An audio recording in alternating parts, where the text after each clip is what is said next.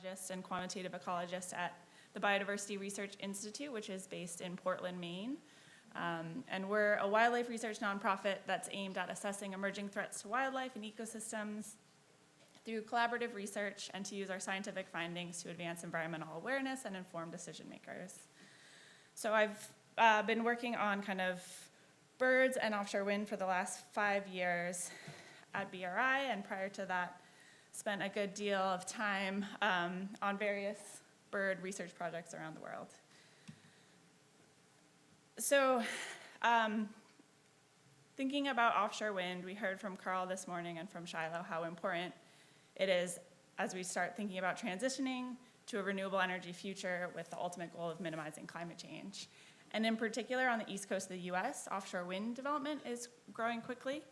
I'm sure many of you are familiar with the Block Island Wind Farm that became operational in 2016 and was the first offshore wind project in the nation. Since then, there have been a series of areas leased primarily in federal waters with a target of 39 gigawatts of offshore wind by 2040. And so there have been various lease sales with almost 30 commercial offshore wind leases in the US to date. And many projects are currently still going through the planning and permitting processes and plan to be generating energy within the next 8 years. And the first 2 commercial scale projects started construction just last year. So with the rapid growth of this industry, we need to be balancing our needs for renewable energy and thinking about the potential effects to wildlife, including birds, and working to avoid, minimize, and compensate for those effects.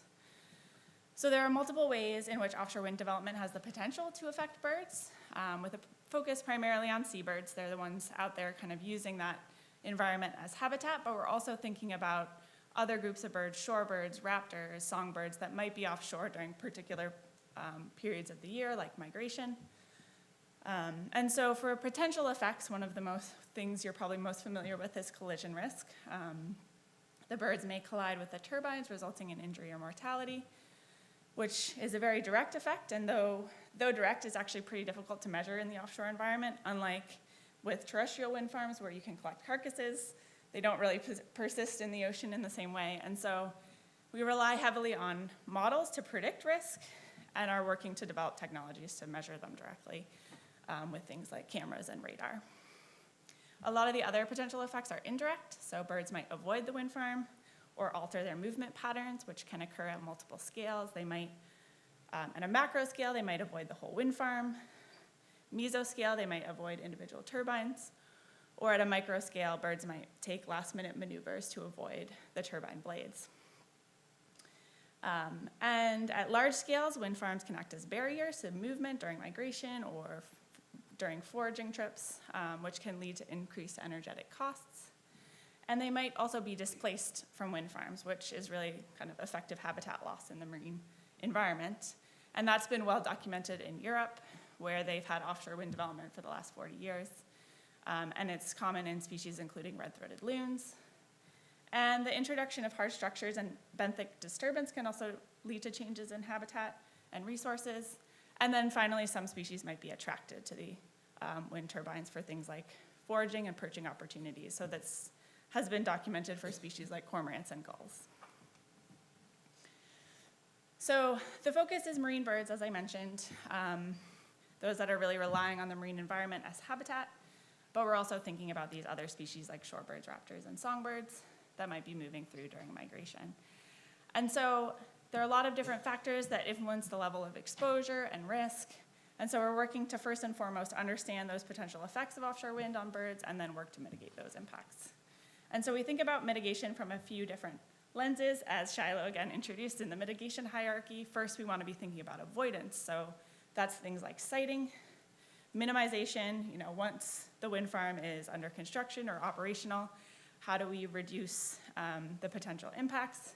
And then finally, thinking about restoration and compensation, either on or off-site for things that we can't avoid or minimize. And so studying birds in the offshore environment is challenging in a lot of ways. It's hard to directly observe them. And so we are often relying on tracking as a method to try to understand their movement patterns, their habitat use, and behavior offshore. So there are a lot of different tracking technologies that provide different types of information on the movement behavior and kind of patterns of individuals, and they all have different limitations. One of the key limitations is size of the tag in relation to the size of the bird. We don't want to be negatively impacting the birds we're putting the tags on, right? So we're trying to keep the size of the tags to less than 3% of their body weight, which, you know, for something like a northern gannet that weighs 3.5 kilograms, there are a lot of options to put larger tags on. When we're talking about something like a songbird, we're really thinking about really small tags. And so these technologies are continuing to improve and get smaller. And so two of the kind of main technologies I want to talk about today are MODIS radio telemetry and kind of GPS and satellite tracking. So you may have heard of the MODIS Wildlife Tracking Network. It's an international collaborative research network that relies on this network of towers with MODIS receiving stations, so that's all of the yellow points on the map. In fact, there's a MODIS station right across the bay from here. And so these tags are able to pick up pings from tagged birds, bats, anything that you put a MODIS tag on. They're not providing, the tags themselves aren't recording location.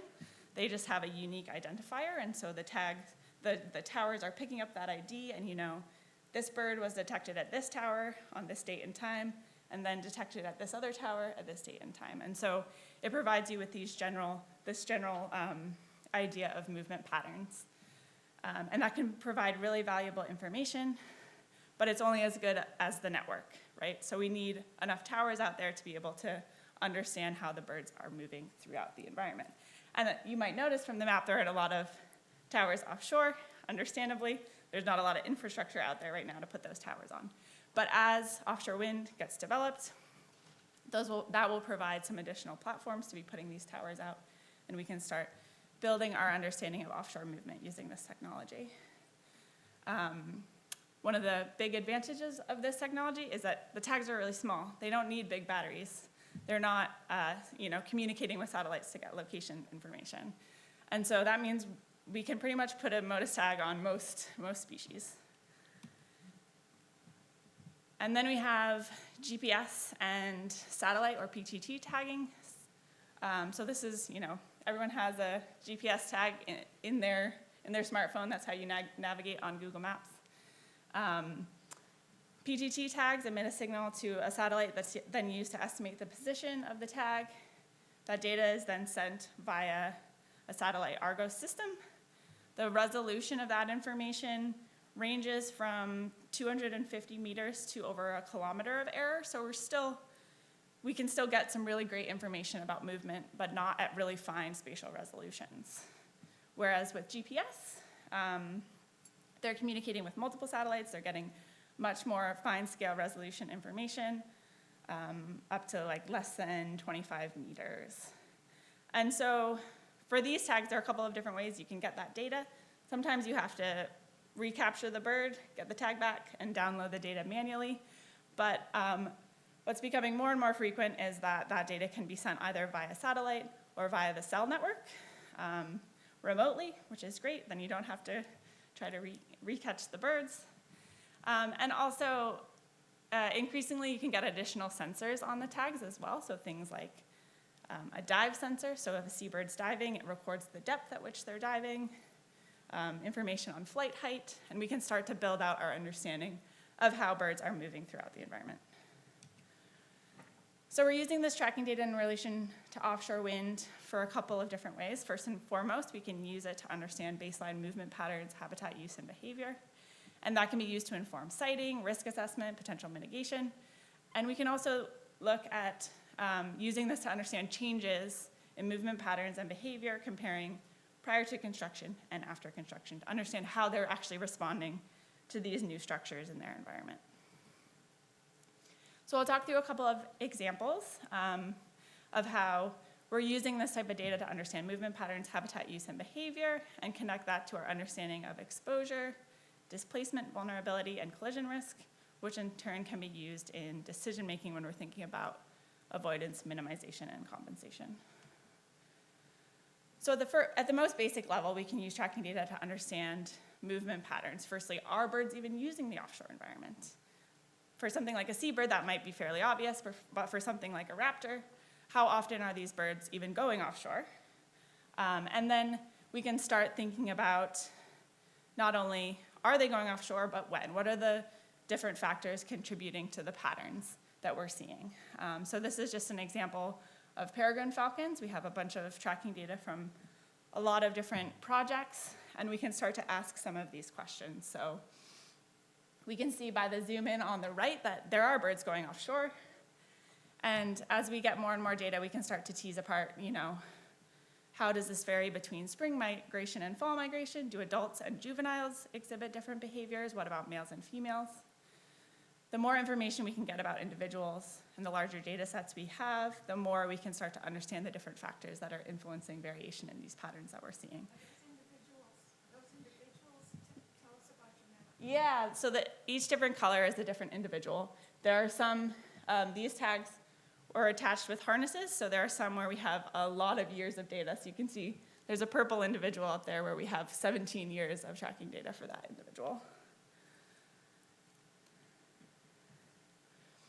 We can also use tracking data to understand baseline habitat use. So there are a lot of different ways that we can do this, but this is just an example from the Gulf of Maine.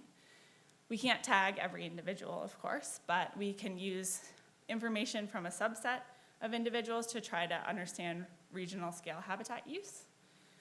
And so for this analysis, we combined information on the location of known seabird colonies, so that's the orange dots on the map there. And then we can use our tracking data to understand what's the maximum foraging distance of birds when they're breeding on their colonies. How far are they going? And then finally, how many breeding pairs are on those? We have great census data for the Gulf of Maine. And so we can combine all of that information across species. We have 14 seabirds that breed in the Gulf of Maine, many on mixed colonies. And there have been a lot of great recent tracking efforts that we can rely on for this analysis. And we can combine that all into this density map of predicted foraging habitat for seabirds, with yellow representing low and purple representing high. And so you can see the gray outline was the area that the federal government was originally considering for offshore wind development. And this is one of the many layers that we helped develop for the state of Maine to inform that decision in terms of siting. It's since been narrowed down, taking into consideration this, other wildlife layers, along with fisheries, cultural, other marine spatial planning layers. But this is just another example of how we can use tracking data to help inform the kind of avoidance in the form of siting. So it's one thing to know where birds are, but it's also, we want to know what they're doing. Like I said, it's really difficult to study birds at sea. It's difficult to directly observe their behavior. But we can use information from tracking to help differentiate movement types as proxies for behavior. So this is an example here of northern gannets. If the bird is moving really quickly in a directed way, we can say that that bird is probably either migrating or transiting between areas. If they're moving slowly, turning a lot, that's an indication that they're either searching for food or actively foraging. And so we can start to use this movement information to tease apart behavior. There are different metrics and models that can be used, but in the end, what we're trying to do is understand and allocate different parts of their movement tracks to different behaviors. And that allows us to help understand what the birds are doing, which has a direct impact on risk and vulnerability. So a foraging gannet that's up really high and then plunge diving, those of you who have seen that, might be at higher risk than a bird that's just kind of commuting at a single level. It also, in terms of displacement, in terms of habitat loss, if they are displaced from an area that's a really key foraging habitat, that might have a much greater impact than if they're displaced from an area with, where they're just passing through, right? And as we also get more information from these additional sensors, like those dive sensors, we can get more and more direct evidence of what the birds are doing. So there are a lot of different ways we can use tracking data to understand the baseline. Granted, that's a changing baseline because of climate change. But once wind farms are built, we can start asking questions about how birds are responding to these new structures in their environment. So for the last part of my talk, I want to focus on a project called Project WOW. It's a 5-year project that started in 2022, funded by the US Department of Energy and the Bureau of Ocean Energy Management. You can see there are a ton of collaborators on the slide. This isn't just a bird-focused research project, but that's what I'll be talking about today. We have collaborators studying whales and bats and all the other potential wildlife that might be affected by offshore wind development. And this project is regionally focused on Massachusetts, Rhode Island wind energy area and the New York Bight. And we're trying to understand how habitat use of birds changes during construction and operations compared to pre-construction, and how patterns of flight behavior contribute to collision risk. So to do this, in 2023, we conducted our first field stints to deploy solar panel GPS tags on 2 species, great black-backed gulls and northern gannets. You can see one of the gulls here. The tag for these are attached with a harness, and they're sending the data via the cell network, so we don't have to recapture them. And we caught birds on a breeding colony on Muskegon Island in Massachusetts, not too far from here. And this was the first year of data collection, but we'll be continuing to tag more birds in the coming years. So this is still very preliminary data, but again, the different colors are different individuals, and we can start to look at their movement patterns. Early on, during the breeding season, their movement is pretty concentrated right around the colony, which is to be expected when they're still feeding their chicks. But as we shift towards the non-breeding season, we see larger movements, and interestingly, a lot of individual variation. We see one bird head up to New Brunswick, another down to Delaware Bay, and another down to the Chesapeake. And if we zoom in to our offshore wind lease areas, we can see that there's a bit of use of the Massachusetts, Rhode Island wind energy area, but for the most part, the gulls are staying pretty coastally. Of course, this is still a small number of birds, so we'll be building out this data set to try to understand habitat use and movement. The other species is northern gannets. They breed up in Atlantic Canada and come down to the US Atlantic during the non-breeding season. So for these, we're catching birds at night. The stars are where we caught birds to deploy tags. We go out at night. While the birds are sleeping on the water, we shine a light on them to stun them, and then we scoop them up with a net. So again, we're deploying solar tags, this time on their tails with tape. And we deployed a bunch of tags off of Long Island in November, and then a few off of Cape Cod in December. And here we can see that birds that were tagged off of Long Island in November are mostly immediately heading south down the coast to Delaware and Chesapeake Bay, Carolinas, and even to Florida. I mean, who can blame them? It's the winter, right? But you can see that there are multiple birds flying through the New York Bight wind energy area in the zoom in on the right. Interestingly, the 2 bluish-green birds that appear a little later, those were the ones tagged in Cape Cod in December, and they spend more time in the area around Cape Cod, Martha's Vineyard, and are spending some time in the wind energy areas before heading south. So we're still trying to figure out the best time to put tags out, how this geographic and seasonal patterns influence their habitat use. So stay tuned for more coming out of this project.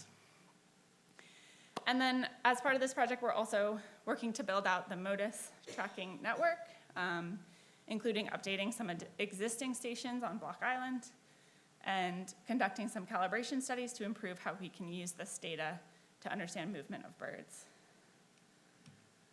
So just to wrap up, hopefully you've come out of this thinking that tagging studies are cool, and some of the key information that can help inform our general ecological understanding, but also specifically inform our understanding of the effects of offshore wind development. Tracking offers both challenges and opportunities. You know, some of the challenges are things like sample size. How do we know that the small number of birds we're tagging actually represents the whole population? We have to catch them somehow, so that can be challenging as well. And we're also very focused on these regions of interest for offshore wind development. So how do we tag birds in areas to capture the birds that are actually using those areas, as well as offshore coverage for both the MODIS and for things like cell service if you're trying to get that data from those GPS tags. But there are also a lot of real opportunities around building out these collaborative networks that benefit all researchers, not just the ones that are deploying those stations. Any MODIS tag that comes by a motor station is picked up on that. And we're continuing to see technological advancements, and so we're building out the different ways that we can use this to inform decision-making and management.